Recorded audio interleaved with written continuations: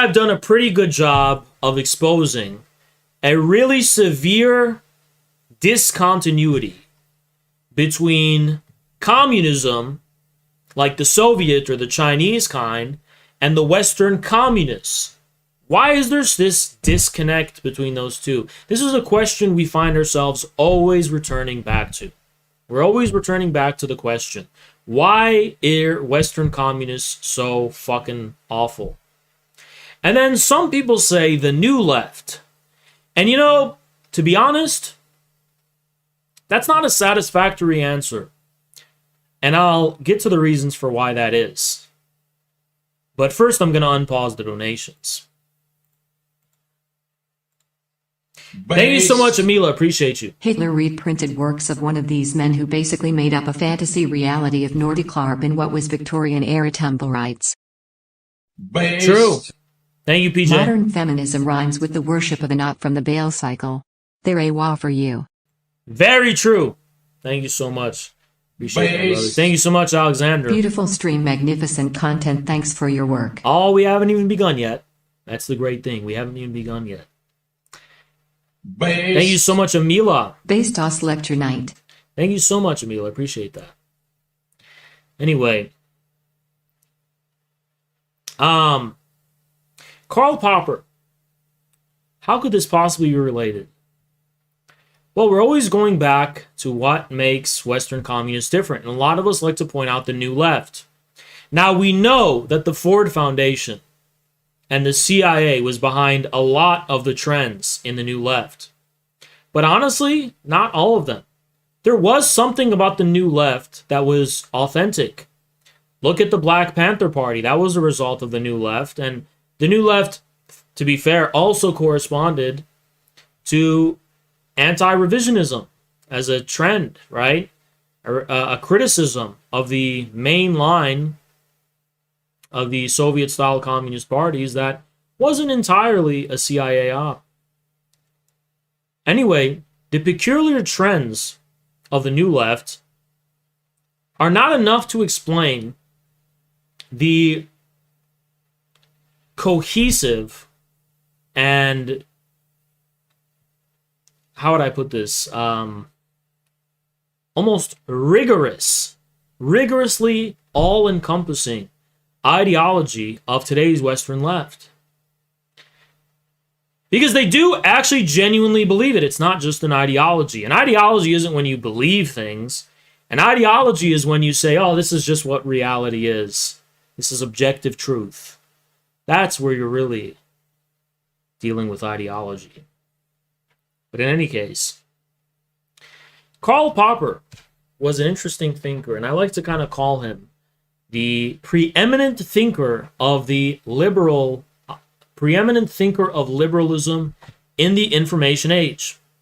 And to summarize Karl Popper's ideas to you, for Karl Popper, he's dealing with this crisis of two things: liberalism and traditional empiricism. And by empiricism, I'm not talking about that in the metaphysically loaded sense. I just mean by empiricism, the kind of bourgeois notion of truth. So, the political reality, liberalism, is in a crisis for Karl Popper. And the epistemological, or even religious, if you want to call them,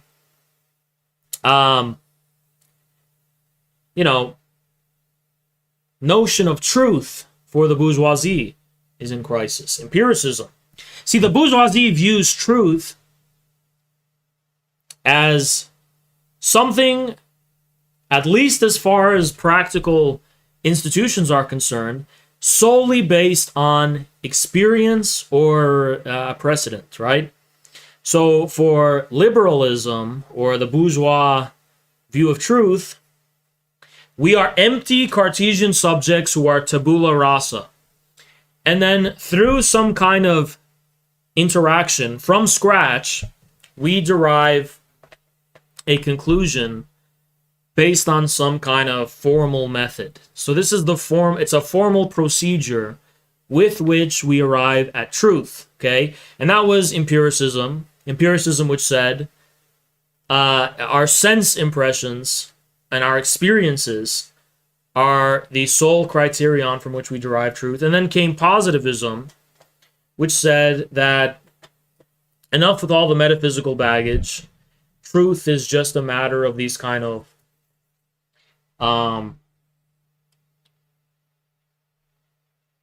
positive, basically the scientific method, scientism as an ideology. It's really what positivism is all about. That knowledge is entirely reducible to the verifiable, testable, positive contents of knowledge, basically. Not to explain too much. And then there's logical positivism, which says that these axiomatic, logical forms are the only realm within which meaningfulness and truth is possible. That's the analytical school of Bertrand Russell and all these other guys. Okay. And then you have bourgeois democracy, which says we're going to start with a clean slate of a purely universal state, devoid of any content, a pure form, and then we're going to have elections. And those elections will give us content.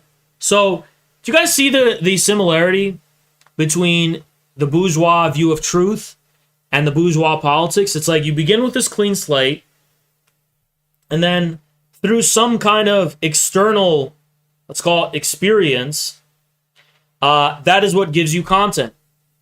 So in the case of democracy, we'll put it to a vote, right? And in the case of truth, we will put it to some method.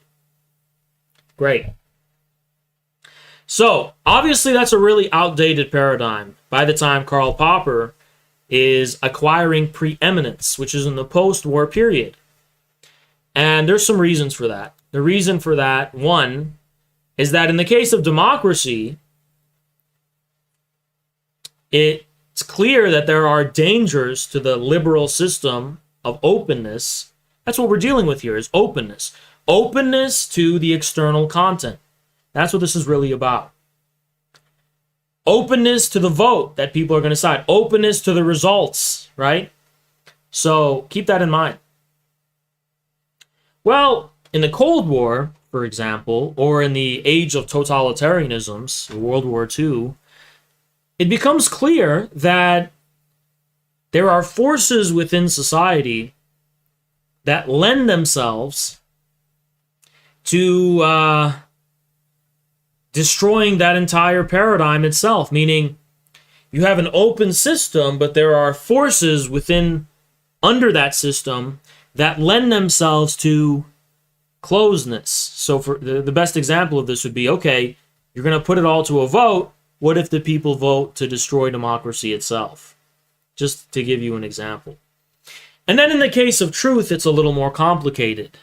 When you're dealing with a strict verificationism, sometimes the results of your method that you're verifying can lend themselves to paradigms that are not formalistic in nature, that lend themselves to definite qualitative conclusions. A good example would be Marxism. What if some pure positivist verificationist method leads you to just confirming Marxist ideological biases, or even fascist ideological biases, right? I'm not going to just say Marxism is the ultimate truth, because that would be biased of me, right? Okay, we all know I'm a Marxist, and I do think it's the ultimate truth, but I'm trying to present this to you in a impartial way. So, Karl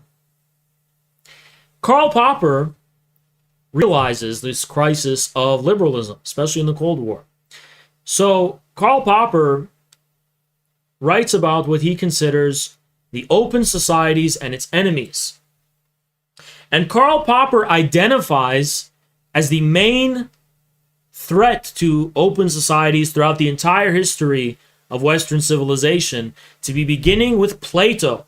Plato, for whom, Karl Popper is attributing this totalitarian tendency toward closeness. For Karl Popper, open societies are ones that lend themselves to, what I just said would be the external content or the external data or the will, the vote, things that you do not yet know, but which you can only know after the fact, right?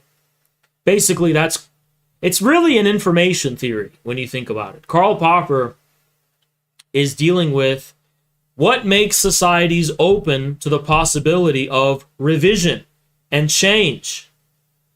Okay? And Karl Popper has a few things to say about this. So, in closed societies, people's norms are dictated by convention. They're dictated by parochial or tribal interests, tradition, convention, mores, rootedness, right? And this is natural to the people. It's common sense to them. But for Karl Popper, this makes them a closed society. Why? Because it limits the ability for individuals to change and for, therefore, societies to change. This is Karl Popper's perspective, okay? And for Karl Popper, closed societies politically also correspond to dictatorships, political rule by some convention, by some tradition, meaning the king is the leader because he represents the will of the people. Well, Karl Popper will come and he'll be like, even if that's true, the will of the people's wrong because it's closed-minded. They're not open enough, okay? So this leads Karl Popper to arrive at a pretty unprecedented, I think, understanding of democracy. Because usually, in the history of the West, democracy meant the rule of the majority. Democracy was the political system that allowed the majority to give expression to their will. But Karl Popper rejects this paradigm. He says, no, that's not what democracy is. That's not what an open society is. An open society is one that is premised by formal institutions that are accountable to them, to their own formal premises, and therefore can be subjected to change. So this is where liberalism starts to revise the meaning of democracy. Democracy used to mean Robespierre, the rule of the farmers, the Jeffersonian democracy, whatever. That's what it used to mean. The Bolsheviks and Stalin talked about democracy. Democracy was like populism, right? But then Karl Popper comes and he says, no, democracy is the institution of democracy. It's not the actual, real majority giving expression to their will. It's the institution that says we are totally neutral, purely formal. So this is, for Karl Popper, a democracy is a rigid institution according to which, no, you can't give expression to the will of the people without opening yourself to the pluralistic possibility of the opposite will. A democracy has to be a pluralistic, multi-party democracy. A democracy has to always leave room for the possibility that it is characterized by the opposite of what it insists upon. So Karl Popper will say something like, okay, you want to be a democracy that elects a communist leader? No, you can't do that. You can't elect a communist leader. You can only elect a leader for whom the pure form of democracy itself is the ends. Because if you're a communist, you're too biased. You're lending yourself to one possible conclusion. And Karl Popper says, no, that's how you end up in a closed society. It needs to remain open to the multitude of different possibilities, right? I'm giving you an unbiased description of Karl Popper. Okay. Now, if any of you guys are familiar with epistemology, the theory of knowledge, this should strike you as quite familiar. Because Karl Popper applies the same thing to his theory of knowledge and his theory of falsifiability. So Karl Popper has a critique of logical positivism, which is based on pure positive verificationism. The ability for something to be verified makes it scientific in the positivistic view. And then Popper introduces a concept of falsifiability. And what Popper says is that for something to be true, it actually has to be falsifiable, which is kind of an interesting little dialectical, interesting little insight from Popper. I'm not saying he's a stupid guy. He is, in fact, the preeminent ideologist of today's left and therefore today's hegemony, actually. This is the guy who taught George Soros everything he knew. George Soros' Open Society Foundations was named after Karl Popper's book, The Open Society and Its Enemies. So the falsification method means a hypothesis must be subjected to the possibility of it not being true in order for it to be true. So for example, if I propose the hypothesis there is an invisible unicorn on Mars, Karl Popper will say, listen, we don't even have to ask the question if that's true, because it's not falsifiable. Since that unicorn is invisible, there is no way for us to test it, so it's not falsifiable. So Popper, I think, applies this also to God, religion, that it's unfalsifiable. God is unfalsifiable, right? But most importantly, he applies this to Marxism. Right? He says Marx's theory of the class struggle and his historical materialism is not even wrong. That's how wrong it is. It's not even wrong. For something to be able to be wrong, we have to be able to test it. But Karl Popper says we can't test any of Marx's hypotheses because there are other ways of explaining the phenomena Marx is trying to explain that would be just as adequate as Marx's explanation. Marx can't really prove historical materialism is true in a strictly scientific way, according to Karl Popper. Why? Because it doesn't do a better job of explaining the phenomena than any other narrative or explanation. And I wish more Marxists engaged with that, because I don't think most people would have a response. It's like most Marxists are like, okay, I have a pattern. My Marxism is verified because I can clearly apply a Marxist analysis to today's society or the past, and there's some consistency in that analysis. But Karl Popper would be like, it's not enough for it to be consistent. There has to be the preeminent possibility that that could be wrong. It has to be testable. It has to be falsifiable. And most of the ways Marxists apply historical materialism is, in fact, not falsifiable. Okay, so what is this ideology that Popper is adopting? Popper's adopting an ideology of what he perceives to be the openness that lends itself to new possibilities, new innovations, and new historical novelties, which is what Popper considers to be the prime achievement of liberal civilization. And this is why Popper derives the conclusion of the necessity to defend the open society. But why does Popper attack Plato as the main villain of the open society?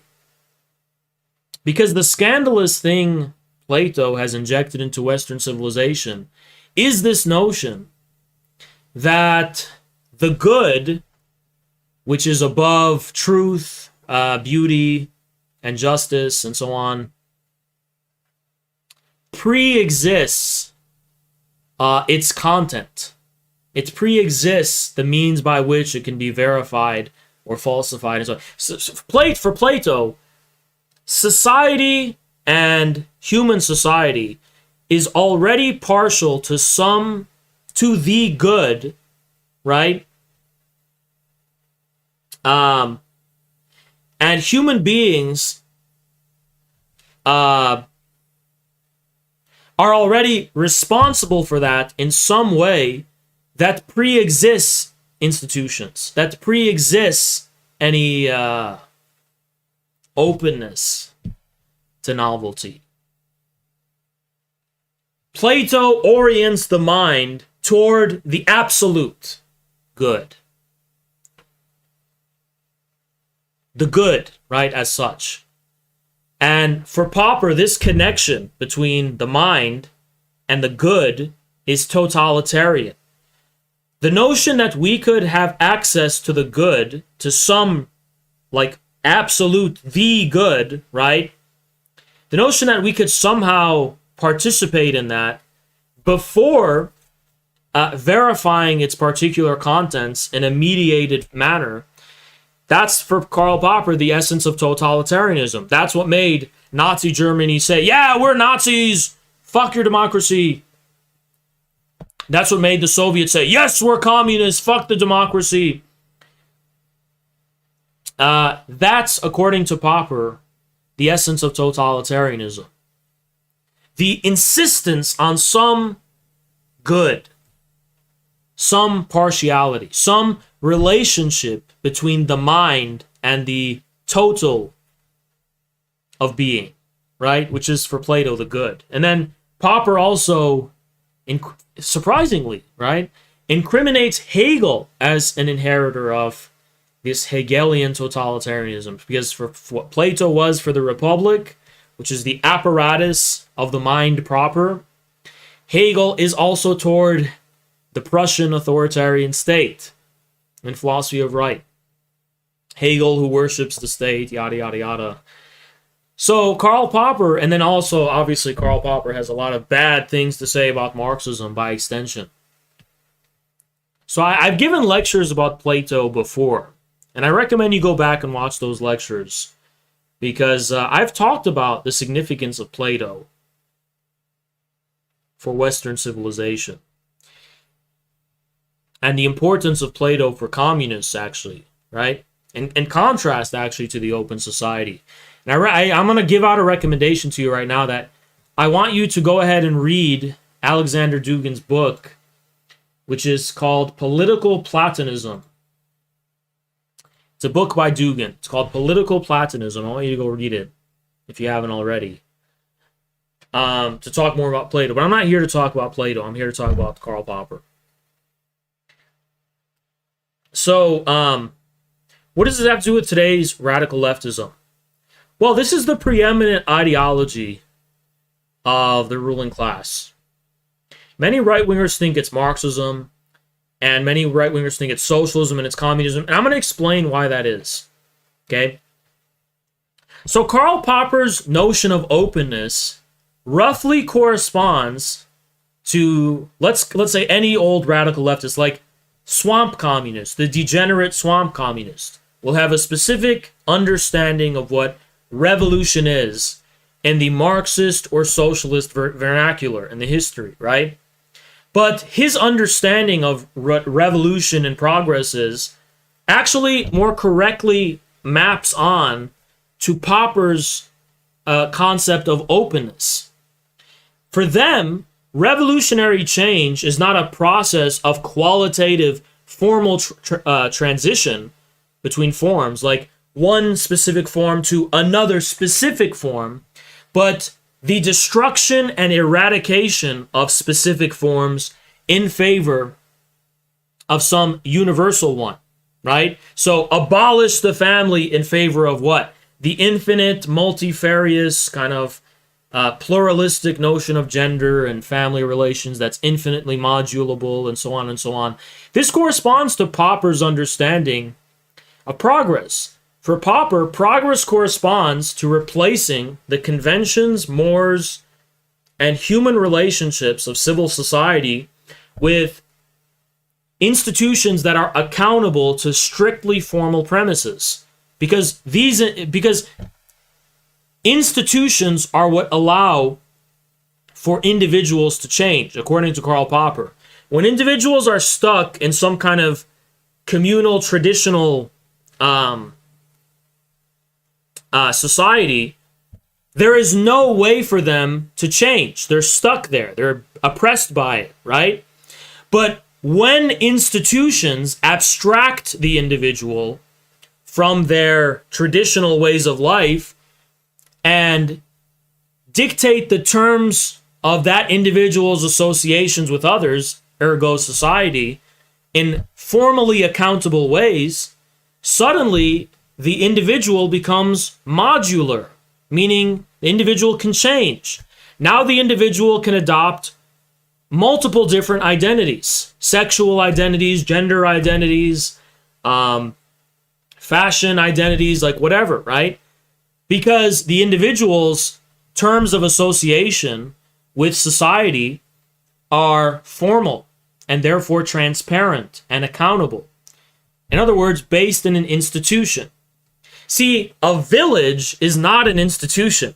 A village is just this unit of social reproduction that is based in prejudice and convention and tradition and mores.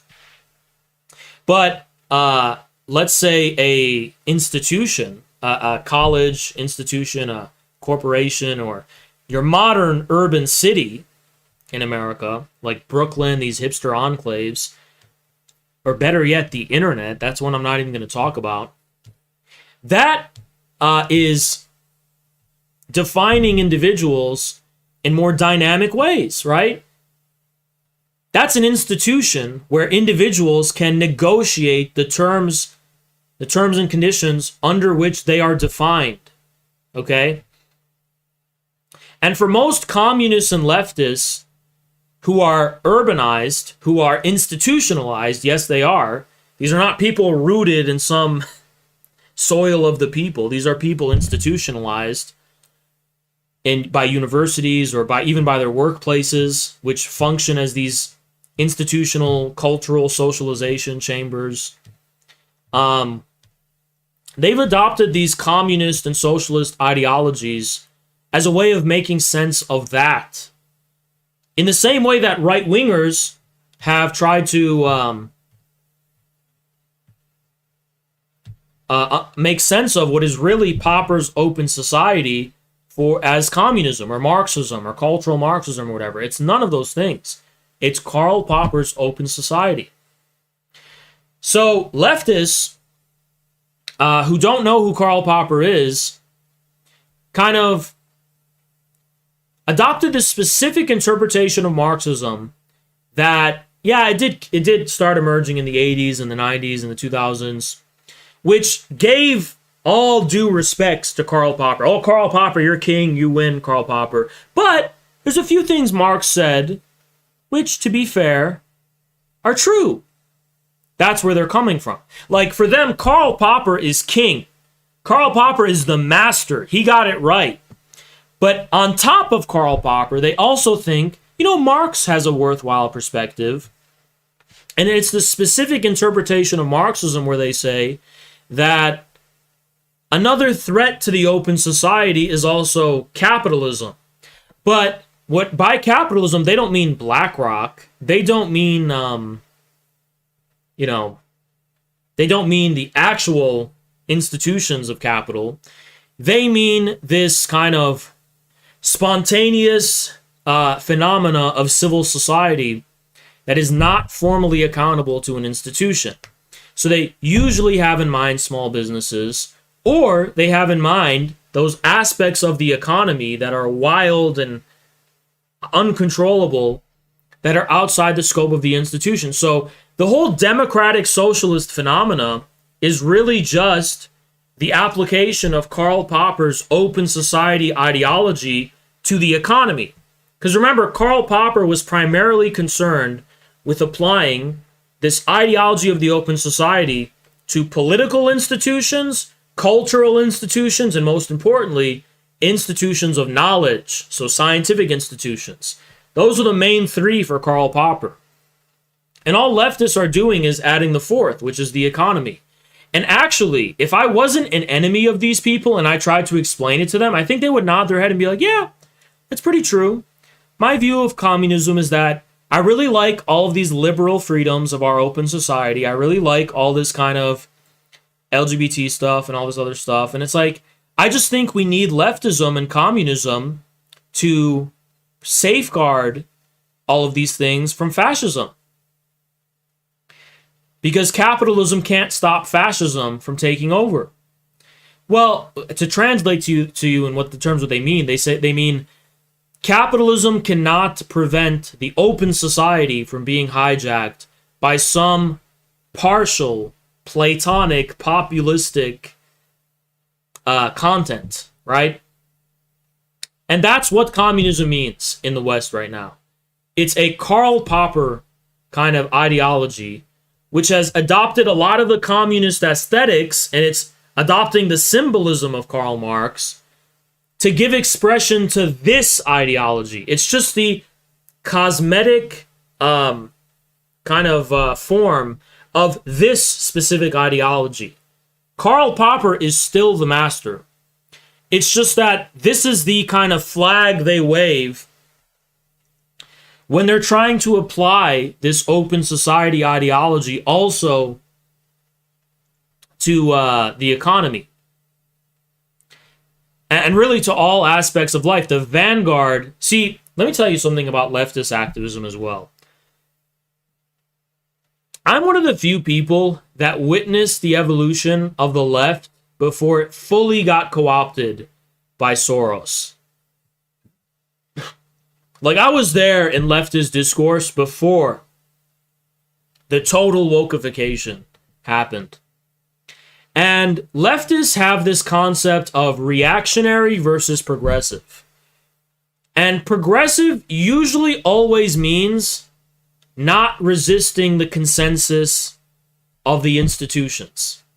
So if there's a new trend that gets adopted by this group or that group, funded by this institution, if this trend starts to gain currency, we have a few responses. We can oppose it, or we can go along with it and say, this is the will of the people. This is the wind of history. And usually, they'll be like, we have to go with it. It's the wind of history. If you go against it, you're a reactionary. But on the ground, and if you talk to them, they'll admit it, the wind of history always has a money trail. And that money, yes, goes back to George Soros.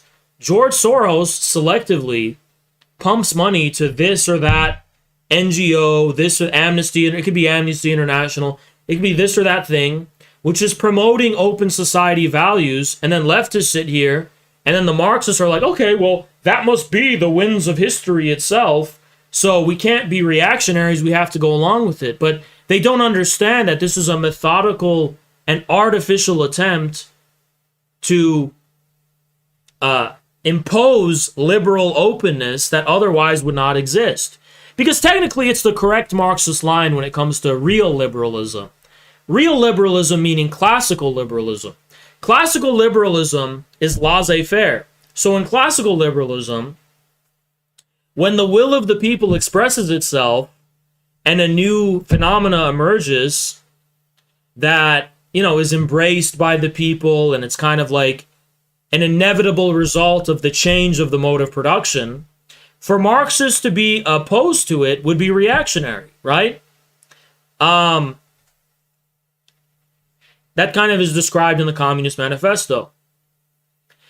But Karl Popper's liberalism is not based in the laissez-faire kind of live and live, let nature take its course.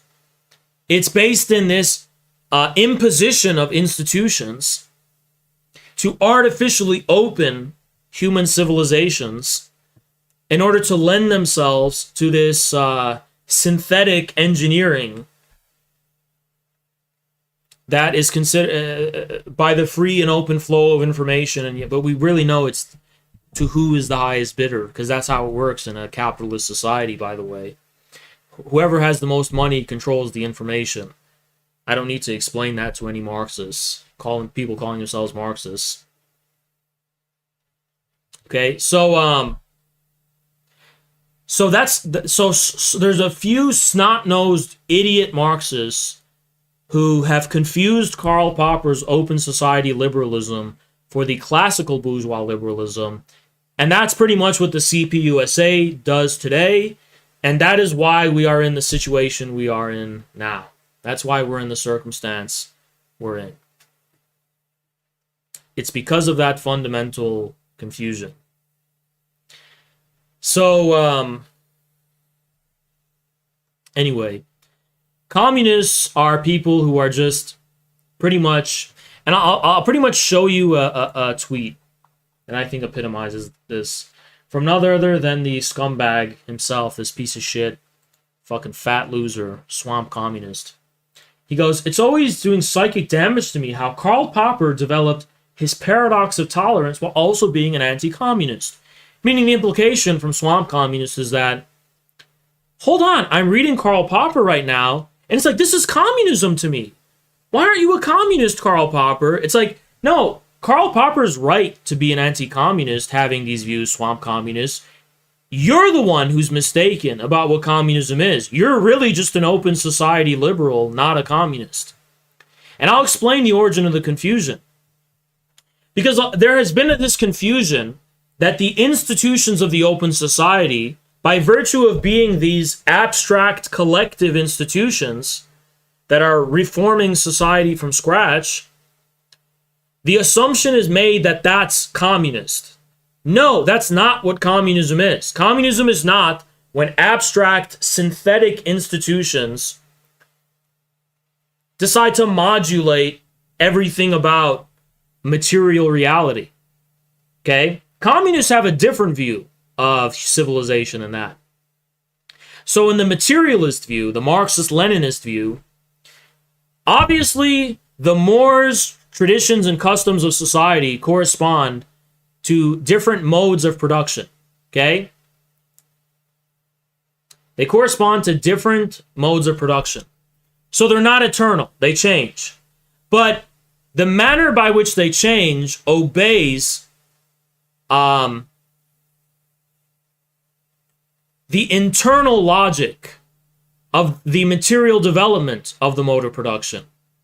So instead of voluntary institutions opening up society through this process of abstraction, the forces of production and the new material relations of production correspond to organic material changes within civilization. This is not a process by which norms and mores get artificially imposed. It's a process by which people start to adjust how they interact with one another based upon how they make a living. Okay? It's not a result of something like wokeness. So that's the Marxist view. It's a more organic material process of change that it happens like on a generational scale. It's not happening when young people decide they're going to dye their hair blue and change everything about how sexuality works or whatever, right? I'm not even going to get to the idealism of gender ideology. I can say that for another time, but that's really where the confusion comes from. Communists are not interested in creating artificial forms of collective institutions. Communists are what Karl Popper critiqued us for. We actually believe we can discern scientifically some social or common essence of society scientifically, insist upon that, inscribe that as a program on our banner, and seize society and enforce the will of the commons in a dictatorial form, in a Platonic dictatorial form. That is what communism is. Okay, communism isn't here to uproot people's traditions. It's here to allow people to give expression to their organic traditions and ways of life according to the free and natural development of the people and the mode of production. Okay? It's not here to create a synthetic society. That's what liberalism is doing. And communists have confused this in the West for communism Because look at it from their perspective. The right is calling it communism. The right is calling it Marxism. And these fat, degenerate pieces of shit are in these kind of like institutions that are abstractly negotiating the terms and conditions of collective association so freely in such a modular way. And then they're contrasting that to the deeply embedded mores and customs and traditions of civil society, like in the rural flyover America. And they're like, yeah, I want a communist society so I can impose the open society on everyone, and we can impose it on the economy too, and we can have workers' ownership of the means of production. I put that in quotes because what that really means is what? Open society, institutional dictatorship over how we feed ourselves and how we produce things. They want to basically subject every aspect of human life to the same criterion of open society as Karl Popper. Like basically what a person like this or any other Twitter Western communist will say is like, you know, capitalism is a closed society. We need communism to maintain the openness.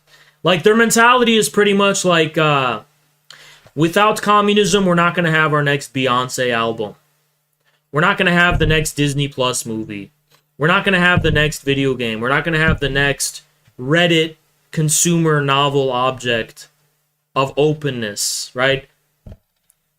We're going to be stuck in some parochial, tribal, toxic, patriarchal, capitalism. And communism is this unlimited openness. And then they might go, well, isn't Marx's free association what was meant by openness? No, because for Marx, free association was not at the atomic level. Free association for Marx, thank you so much, Z. Justins, was something that presupposed the traditions of civilization. Free association was the free development of civilization, which a priori already implies definite relations between men and women that are not consciously determined by men and women. There's also Lukács, who was a kind of Popperian Marxist in many ways, who did believe that his interpretation of Marxism was basically like, Marx meant that men and women will freely determine history in a purely conscious way at every aspect of life, and man will be fully transparent to himself, fully naked to himself, to consciousness, leaving no room to the unconscious and to material reality itself, right? And I guess, but what does Lukács and Karl Popper have in common? This is the best part, right? It's social democracy. This is all the ideology of social democracy. Institutional capitalism, institutional welfare state, socialism. Karl Popper was a socialist, quote unquote, of the social democratic variety. Bernstein, the Neo-Kantians, Lukács, Karl Popper all have in common this modulation of classical liberal capitalism into a more authoritarian state of exception. Around this, the central thing is the paradox of tolerance that's being talked about here, right? Like the paradox being, okay, we're a laissez-faire liberal society, but if we tolerate the enemies of liberalism, then liberalism as a system collapses. So we need this institutional dictatorship that enforces intolerance toward the intolerant. And that is the psychosis of liberalism I talked about in my first Vosh debate, which is fascism. It's a full circle. I mean, that's all fascism is. You know who was trying to promote the open society? Was Adolf Hitler. And I shit you not. I have read Nazi propaganda before, and if you read it, what they say is we need to defend civilization. But in context, they always mean something specific about civilization versus the Asiatic hordes. They mean precisely all of the things that Karl Popper identifies with open societies. Civilization, according to them, is the ability to be open to the further novelty and Beethoven and all this. Like, that's what they meant by it. By civilization, they meant liberal civilization. They meant open societies. The Nazi Lebensraum was an open society.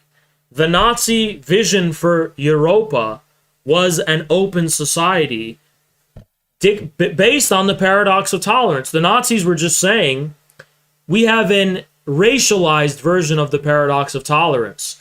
For the Nazis, the problem with liberalism was that it was too racially open, for example. It allowed for equal rights for Jewish people and for black people and so on. And this imperils the foundation of the civilization itself, the liberal civilization itself, right? So the Nazis were so horrible and so on because of the same thing as Karl Popper, the same psychosis of liberalism. The Nazis also said, we also have a paradox of tolerance. Mussolini, the Nazis, laissez-faire liberal capitalism is allowing all these communist subversives, these revolutionaries, to potentially rally the working class, have a revolution, and destroy open societies. We're going to become like the Bolshevik. We're going to be Bolshevized by the Asiatic Bolsheviks. So we need a state of exception, as Carl Schmitt put it. We need a state of exception to keep society open artificially. So that's my thesis. Karl Popper's paradox of tolerance and Carl Schmitt's state of exception, it's kind of like coming from the same place. Karl Popper was a Nazi. He was a fascist. And he is the he doesn't know this and he doesn't accept this conclusion, but all that Nazi swastika nonsense was just liberalism in a state of psychosis, trying to deal with its internal contradiction. Like, if we remain open, we're going to be flooded by the racial enemies or whatever, right? So we need to have this dictatorship to stop that. Well, that's all it is. That's exactly what Karl Popper is saying. He's not putting it in those terms, but that's the essence of where he's coming from. And we see this in real time in Ukraine. So in Ukraine, what does the Ukrainian Zelensky government say? Oh, we have feminism, LGBT rights, we're an open Reddit society here in Kiev, and that's why we need neo-Nazis to go terrorize those Russians in the Donbass, because they're trying to drag us into being a closed society like Russia. Russia's a closed society, Ukraine's an open society. The open society has to be intolerant of the enemies of the open society. The enemies of the open society are who? The Russians. They're the Slavic Mongol barbarians, and we Aryan, pure, white, Western Europeanized Redditor Ukrainians, like, they racialize it. Think about this. What are the racial implications of this Karl Popper ideology? No. If you're swamp communist, what are the racial implications of your worldview? Like, you have all of these progressive values, and then there's 90% of the world that has the opposite values, mostly, right? Who are non-white and non-European. So, if you just racialize it, you're a Nazi. It's simple. Like, in order to defend our Reddit, LGBT, feminist, progressive society, we need to be Nazis who are Aryan supremacists that cast off the brown, non-white, Asiatic, yellow, Mongolian hordes. And that logic is that is the logic operating the entire Ukrainian state on an ideological level. So the paradox of tolerance is really, just Nazism. It's as much of a paradox as a swastika. That's all the paradox of tolerance is. And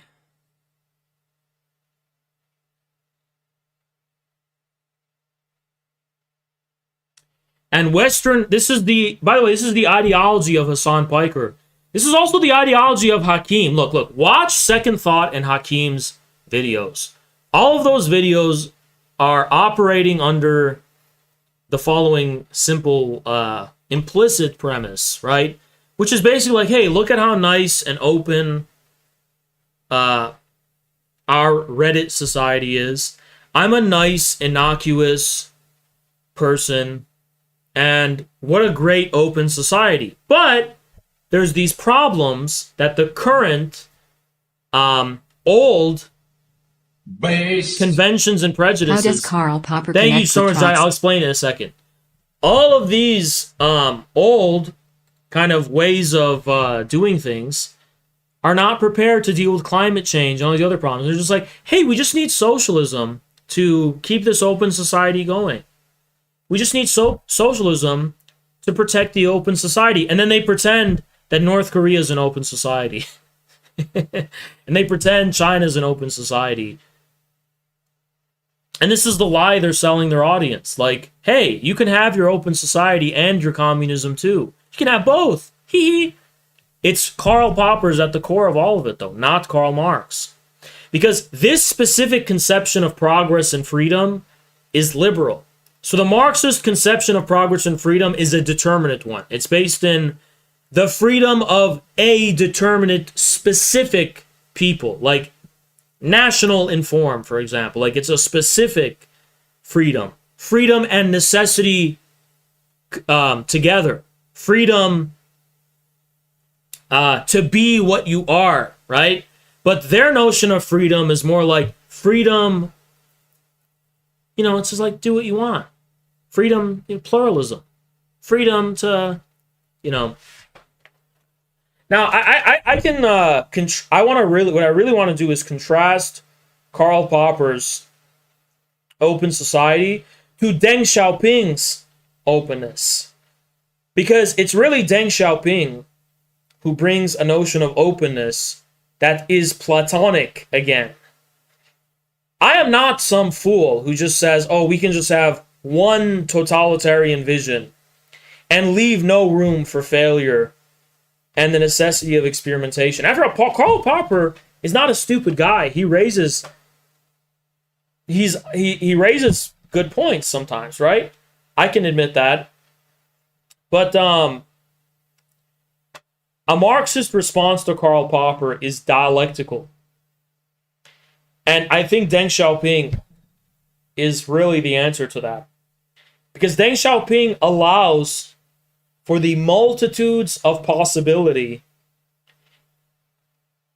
to breathe under specific determinate hegemonies. See, what Karl Popper didn't understand is this notion of polarity or hegemony, how one line or tendency can dominate while simultaneously giving room to the possibility of other alternatives. Karl Popper either believed in open institutions versus entirely closed societies. He didn't conceive of the possibility of a closed tendency that leaves open room for alternatives,